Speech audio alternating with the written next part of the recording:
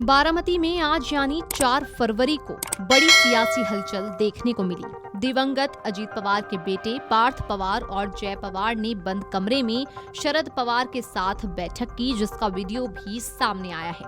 Video में शरद पवार और अजीत पवार के दोनों बेटे बातचीत करते दिखाई दे रहे हैं। इस बैठक में बातचीत क्या हुई है, इसकी कोई जानकारी सामने नहीं आई है। खबरों की माने तो ये बैठक पवार परिवार के गृहनगर बारामती स्थित विद्या प्रतिष्ठान के परिसर में हुई। मीडिया रिपोर्ट्स की माने तो बैठक लगभग 1.5 घंटे तक चली। बैठक के एजेंडे के बारे में तत्काल कोई आधिकारिक जानकारी नहीं दी गई है। सूत्रों के मुताबिक या तो चर्चा का विषय एनसीपी के दोनों गुटों का संभावित विलय या फिर आगामी जिला परिषद चुनाव पर रहा होगा, मगर अभी कुछ भी स्पष्ट नहीं है कि बैठक में किन मुद्दों पर बात हुई।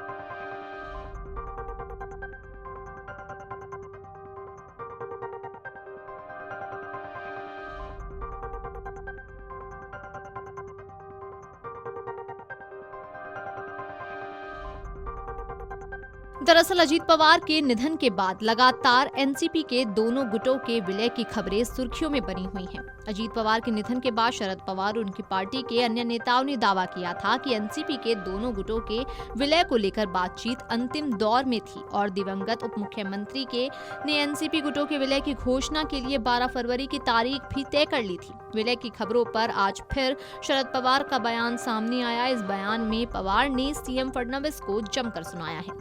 बारामती में पत्रकारों से बात करते हुए शरद पवार ने कहा कि देवेंद्र फडणवीस एनसीपी के दोनों गुटों के बीच चल रही विलय की बातचीत का हिस्सा नहीं थे, इसलिए उन्हें इस पर कोई भी टिप्पणी करने का कोई अधिकार नहीं है।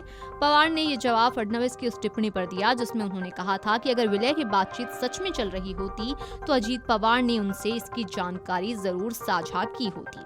हालांकि जब शरद पवार से पूछा गया कि क्या अब दोनों गुटों का विलय होगा तो उन्होंने कहा कि फिलहाल उनकी प्राथमिकता एक दूसरे का समर्थन करना है, इसके बाद ही आगे बढ़ने का फैसला किया जाएगा। उन्होंने ये भी कहा कि जहां तक राजनीतिक चर्चा का सवाल है, हम अभी किसी से बात नहीं कर रहे हैं। अजीत पवार के निधन के बाद उनकी पार्टी के नेताओं ने दावा किया था कि विलय की बातचीत अंतिम चरणों में थी।